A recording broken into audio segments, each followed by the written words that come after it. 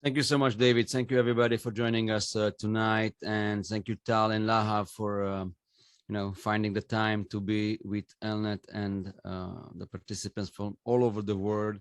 Very curious to know what's going to happen in Israel. Actually, I have to say, in the name of Tal and Lahav, also, we are very curious to know what's going to happen. Actually, it's a new ball game. We've been we are used to having elections once in 6 months to 1 year, and suddenly we have this drop of energy, and so we are very eager to understand what we're going to do now as political analysts and reporters. But leaving the jokes aside, I would like to present Tal Shalev, the very good friend of mine and a very talented reporter and analyst here at Walla News. Hi, Tal. Good evening. And also the same I'm going to say about Lahav Harkov from Jerusalem Post, covering politics and also the diplomatic field for so many years. Both of you, the three of us, we are pretty, we're 75, 70 in covering Israeli politics. That's a lot of time. That's a lot of years. And we still remember Ben Gurion together. So I don't have to break you the news, right? You know that last week, the right wing in Israel won clearly, and that clears the path to a stable government for, I don't know, 2, 3, 4 years, perhaps, for a very homogenic coalition that will rule Israel for many years to come. A lot of questions. We'll try to give you all the answers we have. We are not political, but we are very well informed and very well involved in politics. So we are not going to censor anything. Some of the answers may or might be hard to digest, but we are not here to pet you, just to give you the harsh reality. So the first 3 to 5 minutes, I'm going to let Lahav and Tal just to give us a short introduction to how they see the next year. Tal, we start with you. Hi everyone. I'm happy to be here. First of all, I want to say that continue what Attila started and say that there's a lot of things we don't know. And a lot of the questions that we are being asked today, I've been asked all days, are questions I just don't have the answers to. It's true that there's a clear-cut majority for a right-wing government, but how far will it go and how drastic will its policy actually be is still an unknown. There's a lot of alarm in Israel today. You will hear a lot of alarm amongst the center-left camp, the camp that lost.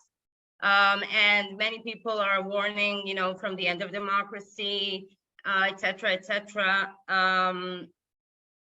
I'm just going to say that when the previous government was elected a year and a half ago, you could hear similar voices from the right-wing bloc talking about, the end of Israel as we know it. And it wasn't right then. And I hope it's not going to be right this time, and that Israel's democracy is stronger than any specific government. Just to say a few words about what happened in the last election. At the end of the day, it's about the story is about one very united bloc led by Netanyahu, very homogeneous, and especially very loyal to Netanyahu, who led a brilliant micro-targeted campaign, totally dividing the votes and the electorate between the campaign and the electorate between the different parties. And of course, Netanyahu masterminding the politics and the mathematics of the game, the mastermind of the system. And when you look at the mirror side, the center-left camp, the Just Not Bibi camp, it's left totally crushed. Because it is scattered into pieces. Most of the people in this bloc do not accept Yair Lapid's leadership to begin with, but B, also that Yair Lapid made some very strategic mistakes in the way that he micromanaged the campaign and the way, I would say he's like a mirror, it's a mirror image of how Netanyahu was precise and knew how to campaign and knew how to exploit the system, or at least benefit the system, not exploit the system, benefit the system, use the system for his own benefit. And Lapid neglected, I would say, the mathematics of the system, and the result is two parties under the electoral threshold. One is Meretz, the left-wing liberal party that represents human rights and the battle against the occupation, and Balad, an anti-Zionist party, which I'm not sure is a bad idea that it's out of the Knesset, except that almost 150,000 or 140,000 Arab votes went down the drain with it. And at the end of the day, this is what changed the picture. When you look at the popular vote, there's it's a close tie between Netanyahu's camp and the anti-Netanyahu camp. But when you look at the results in the Knesset, there's a wider gap because of the system and because Netanyahu was brilliant with the system and Lapid kind of failed with the system. But also I want to say something about the image of a tie. The image of a tie is, I would say, a fake image, because when you look at when we're talking about the popular votes and the yes Bibi camp and the anti-Bibi camp, the anti-Bibi camp is not one camp. It includes it includes anti-Zionist parties. It includes the voters of both Balad and Hadash Tal, which at the moment were not considered legitimate players in the game. And I'll end on this, and another thing that we see in the election results is that at the end of the day, the liberal camp in Israel is a minority. Netanyahu has his camp, and the liberal camp in Israel is a minority, and the left-wing camp in Israel is a minority. For about 3.5 years, there was, I would say, an illusion that they're not a minority, because Avigdor Lieberman joined them, and then Gideon Sa'ar joined them, and then Naftali Bennett joined them. But at the end of the day, there's a 70% of Israeli Jews are right-wing. It's true that's not the divide at the moment, but I think that the election results were a wake-up call for many people in the center-left who have not been looking at the demographics very well. At the end of the day, what we have is a religious and ultra-Orthodox society that is with a birth rate which is much higher than the liberal secular birth rate, and it's not going to get any better. Now, regarding just one last thing regarding the upcoming government and what will its policies be, there are a lot of doomsday expectations and pessimistic expectations about where this government might be going. In my opinion, the most important thing at the moment is the plans for judicial reforms and the plans to legislate a clause that would enable them to override the Supreme Court decisions. That will be one of the main tests of Netanyahu. Netanyahu has been promising his followers a judicial reform in the past 3.5 years. Now he's stuck with partners who want this reform even more radical than he probably planned to begin with. And in a way, Netanyahu had a great victory, but now that he's starting to try and form his government, he definitely has a hangover from the election results, understanding that he also has some of his partners, which he will have to succumb to their pressure and their demands. Thank you, Tal. Thank you so much. Lahav, your turn. So I basically agree with everything Tal said, so I have to try to come up with some points he hasn't made yet. Okay, I think a lot of people look at this election in a broader sort of global context of like the rise of the far right in different places in Europe. And there was also sort of the Trump years in the US, and now this like ultra MAGA phenomenon, which there's a prediction that they'll do pretty well in the midterms now. And I think that that's a fair comparison to make in some ways. I think that all of that has to do with sort of global trends when it comes to like national identity and things like that. But I also want to talk about how that's different.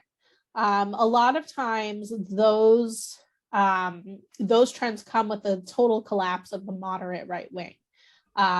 In Israel, maybe the most moderate right wing has collapsed, like Avigdor. Well, it's funny to talk about Avigdor Lieberman as a moderate, but okay, in the past few years, he's caucusing with moderates, and Gideon Sa'ar and some other people not doing great in the elections. But we have to remember, when we talk about the rise of the far right, we're talking about the Religious Zionist Party and Itamar Ben-Gvir, and you still have Likud as the powerful anchor. Now, Likud is a mixed bag. It's one of the only parties in the country that has a primary where, over 100,000 people are eligible to vote. Fewer than that actually vote, but, more than half of the party's members do vote.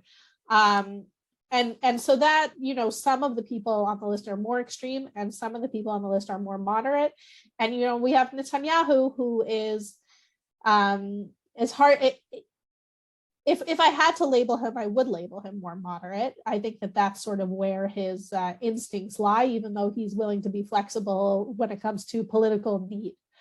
So first of all, I do think that this is different than what you see in other places, like France, for example, where the moderate right, when the far right rises, the moderate right is, basically erased and not so relevant electorally.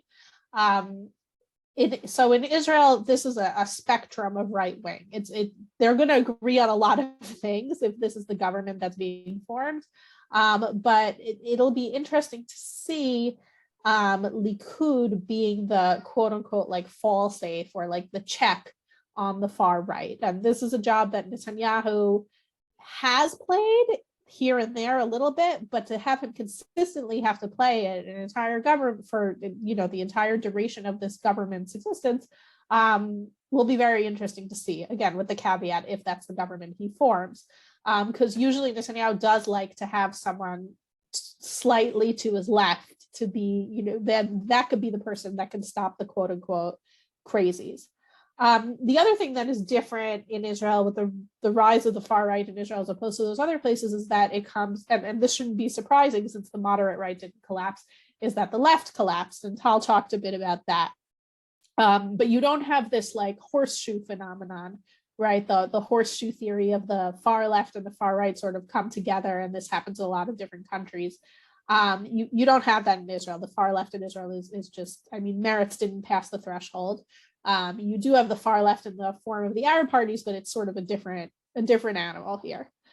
The question of why the right is rising has a lot of interesting answers, but I think something that maybe not enough people are talking about is that we have had a wave of terrorism, which you can say it started in March already, or you can say it started just a couple of months ago, but almost every day there's a terrorist attack. Most of them are happening over the Green Line, but not all. There was a horrific terrorist attack, on Dizengoff Street in Tel Aviv this year. And while public opinion polls surprisingly did not say that security is the number one issue for Israelis, it said cost of living is. But I think that when there's these constant terrorist attacks, it is on people's minds, and the right tends to do well with security. Now, Netanyahu usually does very well when there's security issues, but there's also a reason that Itamar Ben-Gvir and the far right did well with security issues. And that has to do with something that happened over a year ago, I think, during Operation Guardian of the Walls in last May. There was the usual operation with Gaza, where Hamas was shooting rockets into Israel, including into Jerusalem, and the IDF struck back at the rocket launchers and other sites. But what was unique about 2021 is that there was all this internecine violence. So there were, in mixed Jewish Arab cities like Lod, Akko, and other places, there was violence of Arabs against Jews, and there were Jews that committed acts of violence against Arabs as well. But in Lod, a synagogue was burned down. In Akko, a hotel was burned down that was supposed to be a symbol of coexistence. There was really a lynching of a Jewish man in the streets of Akko. And it was sort of like when the war ended, a week later, a new government was formed, and then it was like everyone forgot about it. But on the right, and especially the far right, people didn't forget about it. People were still talking about it. And the far right politicians, Itamar Ben-Gvir especially, though not only, they didn't forget about it, and they tapped into it. They saw this sense of insecurity that people had, and they said, we're going to solve it with an iron fist. And I think that was a really big vote getter for people who are on the right and might have even moved from Likud further right, or certainly Naftali Bennett voters, all abandoned what was left of his party. The other thing is, if we answer the question, what's going to happen in the next year, as opposed to just looking back about why we are where we are, this government is going to want to reverse everything that the governments of the last year did. But luckily or not luckily, depending on your perspective, I guess, but it wasn't that much. This government was so dysfunctional that there weren't really that many things that they could do that could be undone. So you hear people talking about things that seem really trivial, like there's a tax on like paper goods, like plasticware, and a tax on sugary drinks. Right. And so these were two policies that, again, they seem really trivial, but the Haredim, the ultra-Orthodox, viewed it as targeting them and their lifestyle. You can imagine that people who have 8 children use disposable dishes a lot more often than people who only have 2 or 3. And the fizzy drinks thing is it's a little harder to explain, but they view it as targeting them specifically. And so that's what they're talking about undoing. But that's, the sort of easy things that they could do very quickly if they want, as opposed to, say, the override clause in the court, which I think that they have the votes to do it, but it will probably face challenges in court, and it'll probably be a bigger political battle moving forward. It's one that I think that they'll be able to win, and it's one that sort of if Netanyahu is the check on extremism, I don't think that he will be the check on that, not because he is so committed to that cause, but actually because the spectrum of Likud, like almost across the board, supports it. And so unless he becomes suddenly really passionately opposed, which I don't think he is, he's not going to stop that. All right, thank you, Lahav. I have a few notes that I made here in my notebook that I would like to address before we go on with this discussion. First of all, Lahav, I don't really agree with you about the dysfunctionality of the last government. I mean, they did things that for many years we didn't have here, like budget, like fighting, crime in the Arab cities, and trying to move things. It wasn't dysfunctional. It was booby-trapped by political problems, and mostly by the reality that we are engaging with here in Israel. It had 8 factions from Arab parties to the far right, so it was almost impossible to do anything in a 61 government. But it's just a footnote. I would like to land on you a small thesis saying that, I carry around for 5 years now, that Israel has totally,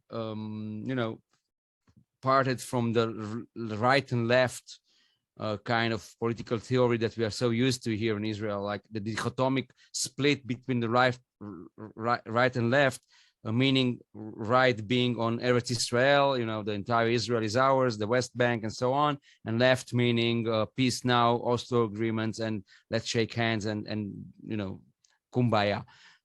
In the past 5 years, we've been parting that kind of politics here in Israel, and mostly we are focused on what's happening internally. This is why when we say right and left today, it's a bit weird, because there was not one party during the last election, the last campaign, saying anything, or except Lapid, by the way, at the UN, saying anything about the Palestinian issue. So the diplomatic issues were off the table totally. It was almost erased.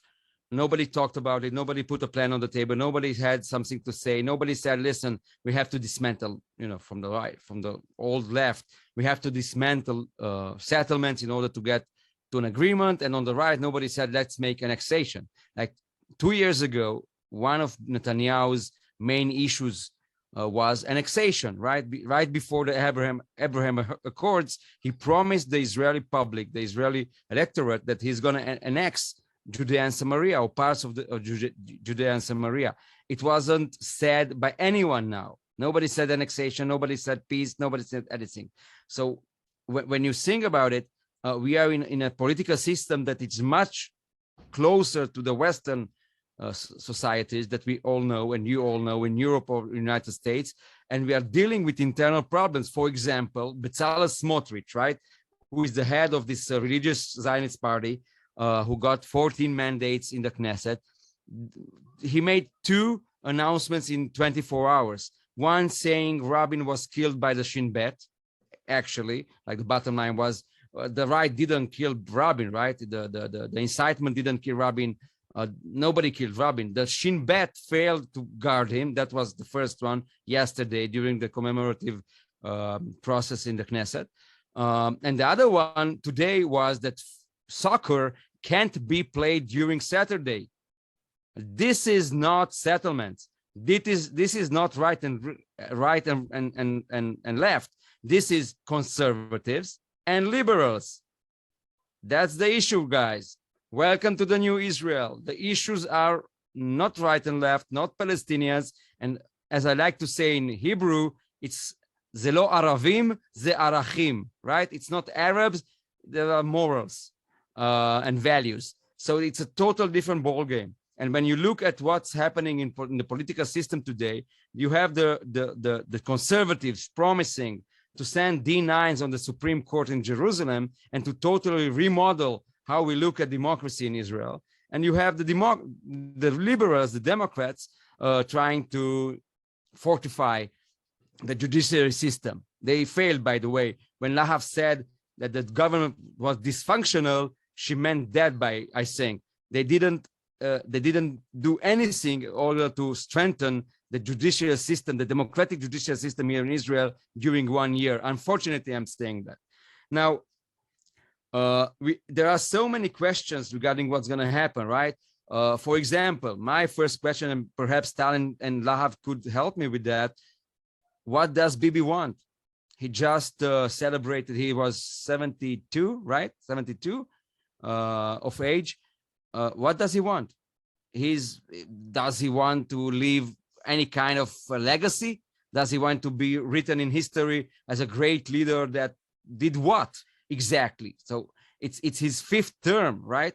And he has to do some decisions for himself.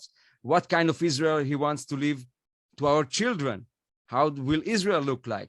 I'm not talking yet about the Palestinian issue, only internally. How will Israel look like when in 30 years from now, the only society, the only group of people in Israel that gonna double in number are the Hasidic Jews, the ultra-Orthodox.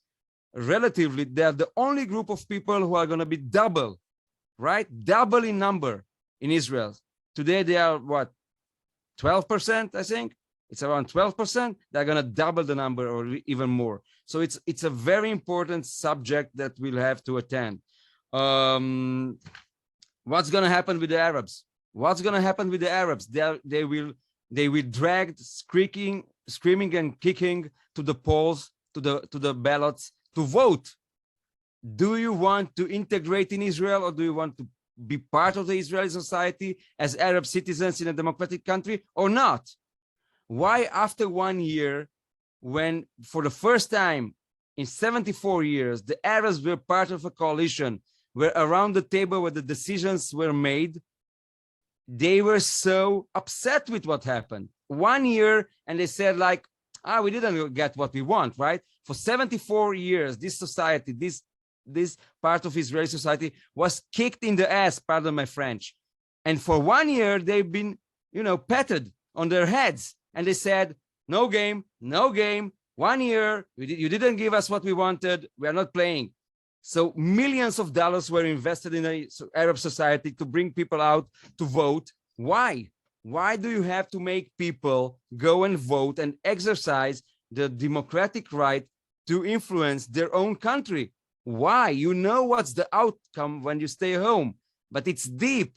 And we have to ask ourselves, where do the Arabs go in Israel? What do they want? Exactly like Bibi. What Bibi wants and what the Arab wants and what the I know what the Orthodox wants, right? It's easy. But I don't know what other people want, other groups in Israeli society. Regarding Netanyahu, he had 2 speeches till now, one when he won on the night of elections and one yesterday. I would say that both of them were pretty mild relative to himself. In the past elections, he was much more, ferocious. He was wild. He was like, "We won. We're gonna form this and we're gonna do that." He liked to talk dirty about the press. He liked to look down at us, and he was pretty mild and relatively calm, right? Please, Tal and Lahav, I see you. I mean, if you heard anything else, it's surprising, right? Yesterday he talked about unity. We don't have to agree about everything. That's a different Bibi. What does it mean? We don't know. We'll have to see, right? And one more thing that here I noted to myself. Right. Tal opened her comments saying that we don't know what's going to happen with Israeli democracy. And actually, I'm less worried about Israeli democracy and less worried about, for example, Itamar Ben-Gvir, because history teaches us that always in Israeli politics, there were small parties between 10 and 15 mandates, seats in the Knesset, that were exactly on the same spot that today Itamar Ben-Gvir and Bezalel Smotrich sit on. Just 15 years ago, we had Lieberman, right, with 15 mandates. People tend to forget.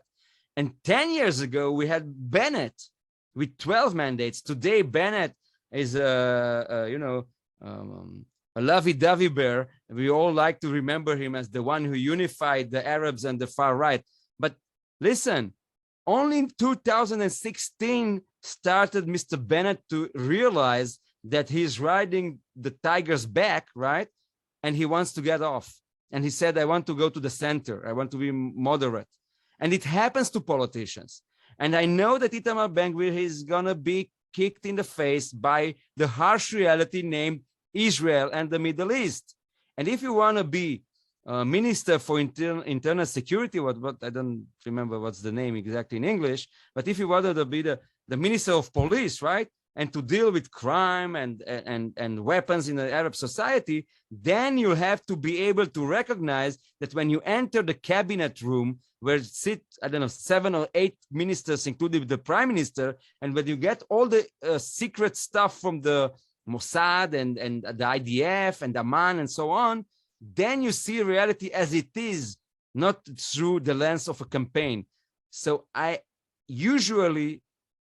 the reality in Israel as it is molds politicians to the center. Reality check is harsh here. It's even painful.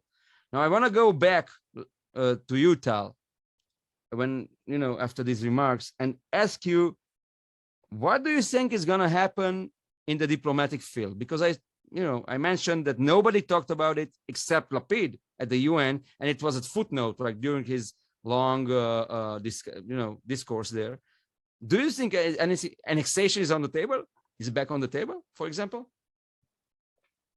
First of all, I'd like to comment on the previous question is what kind of BB do we have now, or which kind of BB? Please do. Yeah, because I think that connects to the next of the answer. So that's probably the $1 million question, because the BB we all know, the BB we've all been covering in the past decade, has been a very cautious leader, always had a fig leaf to his side. He's always been very protective of the judicial system and of the court and of the Supreme Court judges.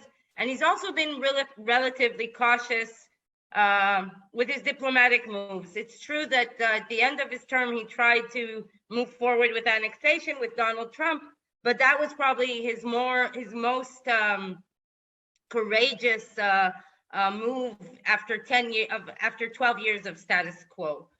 The question is, are we going to meet the established Netanyahu who has his legacy in mind and wants to keep, the Abraham Accords as his last accord of his legacy and not resort to being condemned by the international community?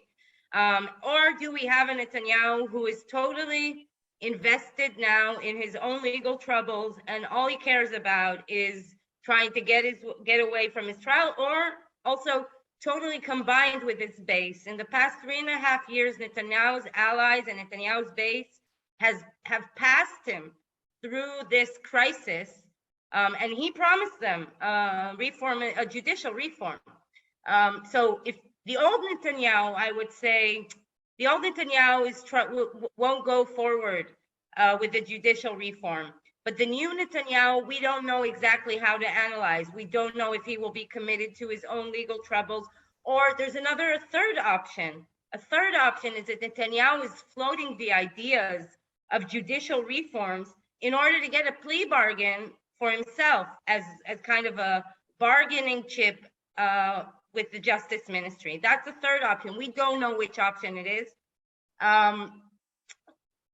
And that also leads to the question, what kind of Netanyahu will we find on the diplomatic level? I don't think that Netanyahu, with a democratic, I think Netanyahu is waiting to see what's going to happen in the midterm elections tomorrow. If by any chance the Democrats lose both houses, then he will see it probably as a marking sign to 2024 elections. But if not, then I don't think Netanyahu wants to have trouble with the Biden administration at the moment, and he's going to have trouble with the Biden administration anyway. Because of Tal, you shouldn't be worried, Tal, but even if he goes, rough again with the Democrats, he always has Viktor Orban, who called first to congratulate him. Yeah, so it's true that Viktor Orban called to congratulate, but some people who followed Netanyahu also noticed that in the same tweet that he tweeted about Viktor Orban, he tweeted about Poland, and that this was an attempt of him to keep a balance and to show that he will try to have a balancing policy. And I expect, at least in the diplomatic and also on the security level, I don't expect Netanyahu to see a new Netanyahu. I expect to see the old Netanyahu, meaning anything we had from Netanyahu in the past is what we're going to see in the future, meaning an attempt to keep a status quo on the Palestinian issue, without the security situation going out of hand, and focusing mainly on the Iranian issue. And also, I think he will probably, I predict he will kind of keep the same stance that the Bennett-Lapid government had on the Russian-Ukraine war. That's interesting, by the way, Tal. I'm sorry for interrupting you, but it's interesting because it took Netanyahu more than 6 months to address the Ukrainian-Russian issue, and he was very critical regarding how Lapid behaved vis-a-vis the Ukrainian matter, and he tried to undermine Lapid's way of saying that the Russians are the bad guys here in this story. And then after 6 months, suddenly out of nowhere, he said, well, we are on the Ukrainian side. That was weird, because he was not suddenly out of nowhere. It was after Iran got involved. He always told us that he's a Putin's bestie, and we have to keep ourselves. For Bibi, Iran is always number one. Yeah. And now Iran is involved. And so it only happened after Iran that suddenly Bibi was a lot. I mean, look, he was barely talking about Ukraine before, because I think he realized that it puts him, and everyone realized it puts Israel in an awkward place, right? But what he criticized was that he thought Israel should have stayed out entirely and stayed completely neutral, rather than now where we say. Then he joined the party late, but right. He did now it. He actually, I mean, it's like one of the only things the past government did that he's publicly agreed with. And I think it's 100% because of Iran's involvement, because Russia growing closer to Iran.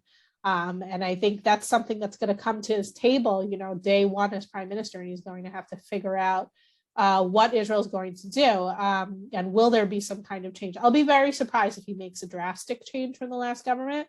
But I think that, judging from his sort of past record, maybe his first move will be to try to meet with Putin and try to, I don't know, create some kind of wedge between Putin and Iran, but it's like a long shot. And so I think that his policy won't be so different from what we've seen from Israel in the past. But he also criticized, Lahav and Tal, he also criticized the outgoing government about the Iranian policy. And it came out that, there is no agreement. And now I'm pretty curious to see who is going to get the credit for it. I mean, Netanyahu is in a point where Iran is not in the headlines. There are no discussions for now, and Israel has to arm itself up. And that was Gantz and Lapid and Bennett, policy saying we need time prepare for the worst. And I don't want to get into more than that, but that was their line. Now, Netanyahu is going to get to Balfour, like the prime minister's office in 2 weeks from now, I'm guessing. And then what regarding the Iranian issue? Well, I think, first of all, going back to, Tal was talking about Netanyahu and Biden and that there is potential for tension there. I actually think that the Iran issue is a reason that maybe it won't be so bad, because Iran is in the headlines now for a totally different reason that's not about its nuclear program, right? And because nuclear talks have hit a dead end and the Biden administration admits that it's not on their table, Netanyahu doesn't need to fight with them that much right now. I'm sure he'll bring things up behind the scenes. Can we plan a military option, or US should have more sanctions? But he doesn't have a reason to go to battle with the Democrats the way he did back in the Obama days, because the deal is off the table, at least for now. But in terms of what Netanyahu will do, I think what this last government did, and especially under Bennett, it kind of slowed down under Lapid, with all kinds of sort of secret, but then they come out in the foreign press, attacks on various Iranian nuclear sites and nuclear scientists and things like that. I imagine that secret war will continue because it began under Netanyahu. Bennett continued it with, it seems like, a lot of success. Tal? You're muted. Sorry. There's just one more thing to add. I think that Netanyahu is going to two things, actually. One is that I think that Netanyahu is going to focus on economy. He's been I think one of his legacies, he wants to leave behind a legacy, and he wants to go down in history as someone who led Israel out of the economic crisis that it's undergoing right now. Another thing that I think that is important, and I think that Netanyahu understands, this goes back to the old and new Netanyahu. I think that Netanyahu understands that even though he has this landslide majority in the Knesset, he understands that in the public, it's a very close tie, and that he does not have much legitimacy to make far-reaching reforms. Can you define tie? Because I think that it's smart to underline again that the tie is not a tie, because of the Arab-Israeli or Arab-Jewish experiment did not go well. Nevertheless, most of the Jewish... His government, let's say, it doesn't matter about a tie. He understands that the whole liberal camp, a whole just not Bibi camp has lost and is not, and his government is not legitimate. So he understands that he has to be. This goes back to these very appeasing speeches that he's been giving in the past since the elections. I think that he understands that it's very, very tight, and that he doesn't want to have more. To remind you, Netanyahu had over a year of demonstrations, weekly demonstrations outside the Balfour residence before the previous government fell. The Gantz Netanyahu government fell. I think that Netanyahu doesn't want to go back to that situation. I think he wants to start out on a much more calm and moderate tone. The question is, will his partners give him? And it doesn't seem that's the directions that his partners are going. Yeah. Lahav, by the way, also on the economic front, right?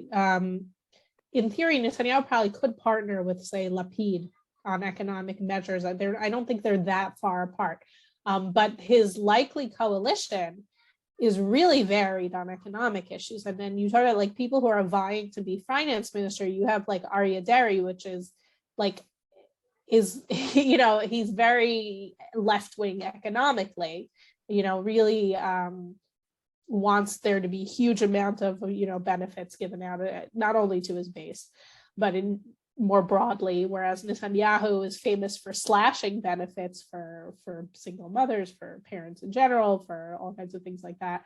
And Deri would like to be finance minister. And then you have Bezalel Smotrich, who's, seen as one of the right-wing extremists, but basically agrees with Netanyahu, I think, on most economic things.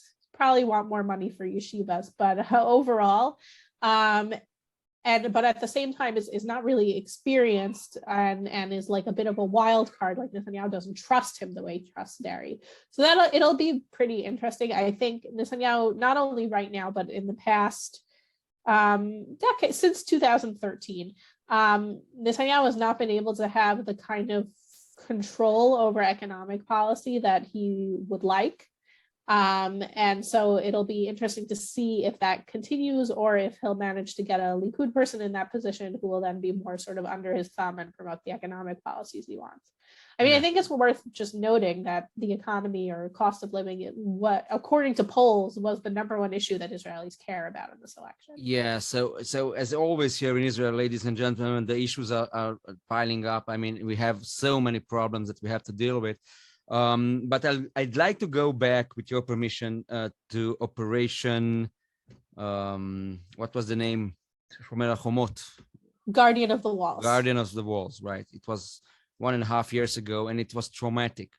And I am emphasizing this operation because it created a rift, a very traumatic rift between Jews and Arabs, and also gave many people that coexisted with Arabs here in Israel, especially, of course, Jews, the feeling that there is no way to coexist in the future. I mean, the breakout of violence that we witnessed here in mixed cities, in Akko, in Lod, in Ramle, in Bat Yam, in Jaffa, even in Haifa, there was some things going on.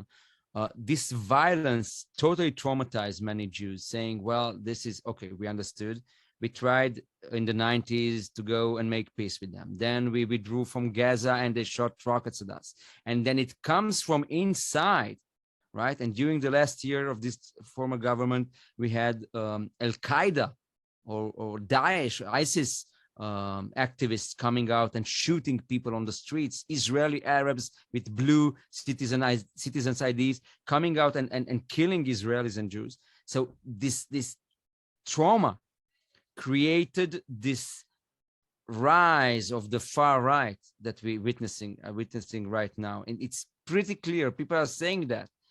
You thought that 1.5 years, it's far away, we are forgetting things. But people living in mixed cities, and you can take the Excels, right, and see the figures, the numbers of people going and voting. The rise of the far right was absolutely out there. It was on the walls. Apropos, Guardian of the Walls, and it was almost predictable to see what's happening.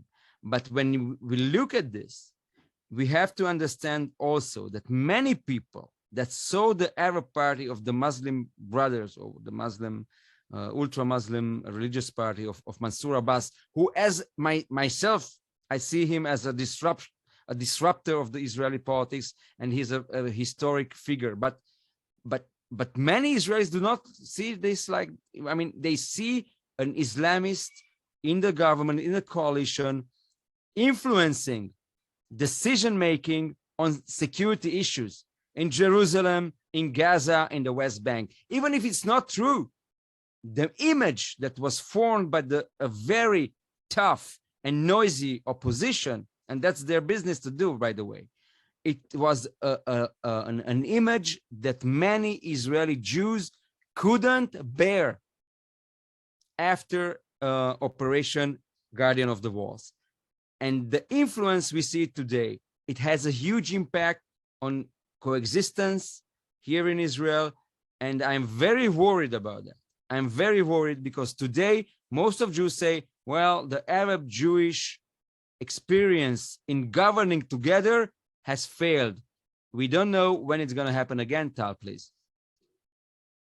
I have to comment on that. I agree that the 2021 riots in the mixed cities is an important, I mean, probably a crucial part of what happened in the last elections. But I also want to say, in the middle, there was a government with Mansour Abbas, which the leader of Ram, which should be given a word of being probably one of the most courageous leaders the Israeli Arabs have had in their history. I agree with you, Tal. I mentioned that. I want to add on. And he succeeded. And you know, one of the problems was that this government fell so early that the products of the coexistence project were not tangible for voters. That A. B. The leaders of the so-called change government, they succumbed to exactly the same propaganda machine, to this very heavy propaganda machine, even after the elections. Because what happened is that, you know, you had this amazing coexistence project that actually was working. It was true. It was not easy. Ram was not used to being in the coalition. It's hard. It's difficult to get involved in the coalition. But at the end of the day, it was working. It was a unique experiment in which Israelis and Arabs could agree and cooperate, and Arabs could be part of decision making and help. And it was like, I would say, the best time that we've had in political coexistence ever. And then the government fell apart. And then the leaders of this so-called change coalition, they forgot about the government.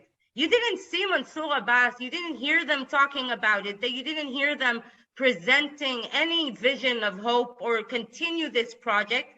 They actually kind of put it aside, and they kind of admitted that the experiment failed, why it didn't fail. And you didn't, for the past 4 months, it's as if there hasn't been a government with Mansour Abbas, because they were so afraid of Netanyahu's propaganda, not only Netanyahu and the right-wing propaganda, trying to portray Mansour Abbas as someone who's transferring money to Hamas in Gaza and the Islamic movement. They were so terrified from this propaganda. I think when we're listening to the voices in the center left today, and especially in the left, one of the things is that the left, who used to have also Arab strongholds, there always used to be Arab representatives in Meretz and in the Labor Party, they didn't have Arab representatives on their list. So altogether, I think that there's also, there was a deep center-left failure. Yair Lapid, not unlike Netanyahu, Netanyahu ran in the last week from one ultra-Orthodox city to another, begging them to vote. Yair Lapid was afraid to go to the Arab cities and give rallies there and try and present an alternative to Netanyahu and say out loud, yes, the Arab voters are our partners. So I think one of the problems is that not only that there was such a heavy propaganda machine and there was this trauma, is that the leaders of the center-left bloc were not courageous enough to answer and they didn't have answers to give to this trauma. Yeah, Lahav, do you agree? Yeah, I mean, I agree. I think, beyond that, it's not just that the last government didn't really have answers for this trauma. I think that Netanyahu and Likud didn't either. And that's why Ben-Gvir rose out of it. I mean, I think all of us probably know there's this one person who's become sort of the spokesman of the Jewish community in Lud. And before that, he worked in the Knesset. So we all kind of knew him from there, I think. And you listen to him, like the things he posts on social media, and you see this anger and disappointment that, the people who lived in these communities knew something was simmering for a long time and nobody listened to them and nobody tried to do anything. And this government tried to, and so did Netanyahu, by the way, but this government, I think, focused on it more, tried to stop crime. There's been a huge spike in crime in recent years in the Arab sector in Israel, and they tried to fight it. But people who have long been victims of the crime said, well, where have you been all of this time, right? The other thing that I wanted to say is Tal said, the benefits of the coexistence of the government weren't tangible. And we were sort of talking about how that affected the Jewish vote. But I think that part of the problem is that it wasn't tangible to the Arab voters either. And so the crime that we're talking about hasn't really gone down. And I don't have the exact numbers. Maybe it has gone down a little bit, but not in a way that's really noticeable. And it actually was a 5-year plan. Like the Bibi camp likes to say, like, oh, they gave 5 billion, 50 billion shekels or whatever, 50 million shekels, but it was over the course of several years supposed to be. And so anyway, so the non-tangible sort of nature of the reforms, because and really you can't, I don't blame anybody for it. It's just the nature of things. They take time. Meant that it just wasn't translated into votes in the Arab sector either. And I agree sort of with Attila and Tal that it's unfortunate that someone who is as courageous as Mansour Abbas and was willing to say things that that other Israeli Arab politicians were not willing to say, at least on the national level.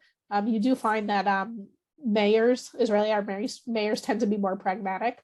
But certainly the most pragmatic person we've seen in the Knesset, that he's not being rewarded for it, and I hope that it doesn't discourage future political leaders. I mean, that's a real concern. In some way, Lahav, we can say that he was awarded because he got one more mandate. I mean, he's the biggest now. He has 5 seats in the Knesset, and it's kind of a reward. But before we go and ask ourselves what the hell happened to Meretz and the Israeli left, or what was left, or what is left of the left, whatever. I'd like to highlight something that usually we don't talk about, because we deal a lot with Bibi, Benny, Lapid, and the Israeli Jewish politics. But I am totally obsessed with what's happening in the Israeli Arab society. And I'm obsessed because I'm also traumatized as an Israeli citizen that calls himself a liberal and a Democrat. And I am worried because except Mansour Abbas, who I really respect for the disruption that he made in Israel, or he tried to make in Israeli politics, and especially in his own society, Arab society. Except him, the ultra-nationalistic narrative that we hear from Ayman Uda and Ahmed Tibi and all the other guys and ladies from the Arab parties is not disruptive, is destructive, because they are destroying everything that Mansour is trying to do, Mansour Abbas. And we hear that for 50 years, whatever. But it's always the same. Whatever you ask them, it always lands on the Palestinian issue. It always lands on kibush, occupation. It always lands on what Tzahal is doing in Gaza and so on. So this repetition of the same narrative is not bringing us anywhere. The Arabs that did not go to vote, it was also in some ways, as I see it, kind of a message sent to their politicians saying, you are a failure. You are not representing us as Israeli Arabs. Yeah, but we don't want you anymore. We don't want to vote for you anymore. Attila, we just have to notice that in the end of the day, they went in over 10% more than they did in the previous kicking election. And screaming after millions of dollars being poured in Israel, in Arab society, after Ben-Gvir got to 14 seats in the polls. It was crazy not to go out, and still they could have gone in 65% and having 15 seats in the Knesset. They did it just 2 years ago. I don't know exactly when. No, and they had 15 seats that they blew it up. And since none of us is an Arab voter, I'm going to try and just say what I heard from our Arab friends and some of our Arab journalist friends, just to say that the feeling, it was what Lahav said, that there was a feeling from that the government didn't have any tangible results. And B, yes, the Arab politicians failed. You're totally right. The Arab politicians failed. And by the way, if you're looking to where but there's the thing with the undemocratic parties. Yes, the Arab parties do not have inner democratic processes, or they have very limited democratic processes. So basically, the Arab electorate has been stuck with the same representatives for the past 10 or 20 years, and they have no even any way to replace them. Ahmed Tibi, for instance, who's like one of the most senior politicians in Arab politics, has never been elected. All he has been done is been joining other alliances, and this way staying in the Knesset. So I think that I totally agree that there's a huge sense of anger towards their own politicians, but there's also a sense of anger towards the left and towards the fact that the left, the camp, is not going the full way And it's just like trying to use them as an idiot, like, to form a government without actually recognizing some of their demands for equality, for instance, et cetera, et cetera. I, like you, Attila, totally am looking for coexistence. I think that many of the Arabs that we know and the young Arabs that we know want to live with side by side with us in a peaceful way. And I think there's a way to reach existence. And I agree that their politicians fail. But I also think that the center left has to take responsibility for the fact that they feel so estranged from the center left and that they do not feel part of the camp, while this is their camp, right? This is the camp who is fighting for them. So I think that's one of the things that the center left parties are going to have to try, especially the left Meretz, are going to try and correct or even examine in their retrospect. One of the things with Meretz collapsing is a good side. It's an opportunity for a new left-wing platform to emerge that is more democratic and less constrained by old mechanisms, and that can create a new narrative for the Israeli left. Excuse me for interrupting. You feel that the problem was the democratic process in the leftist parties? I think that one of the problems is that old mechanisms like Labor and Meretz Party, which are no longer relevant, have been constraining and egos have been constraining a new political creature, and these are dying. Both Labor and Meretz have been dying brands for many years, and none of their leaders have the courage to emerge and say, wait, we have to kill these parties. This is directly, I mean, the Arab issue has directly contributed to Meretz falling apart. I mean, I can tell you as a political journalist in 2015 already at like a Meretz conference, I witnessed a literal fist fight between Meretz Arab activists and Meretz gay activists. So this tension has existed a long time, but it came to a head in this Knesset.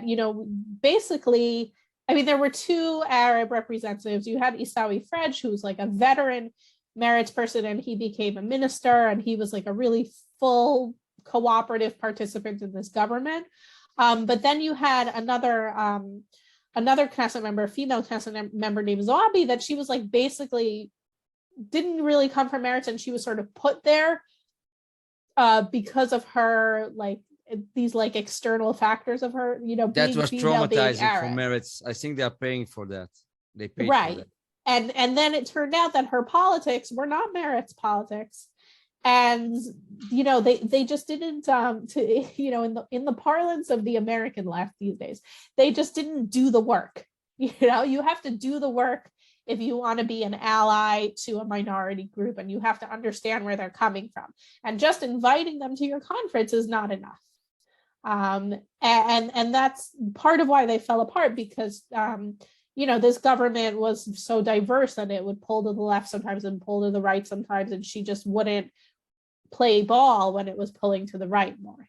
And so I agree with what Tal is saying. I think Meretz especially, Arab support was really important to its survival. Labor, Arab support, I think, was always small, but they always sort of made sure to nurture it in a way that their sort of infighting in the past, well, since after the 2015 election, didn't permit it. I mean, Labor at this point is almost indistinguishable from Meretz, except for the fact that they have no Arab voting base anymore. What's mind-blowing, if you think about it, it's the fact that no Zionist party whatsoever put a representative, an Arab representative in a place that is tangible or you can think of as real. There's no Druze from Likud this time? No Druze in the Knesset at all. I think only has one. He on the verge of not getting in, but there is never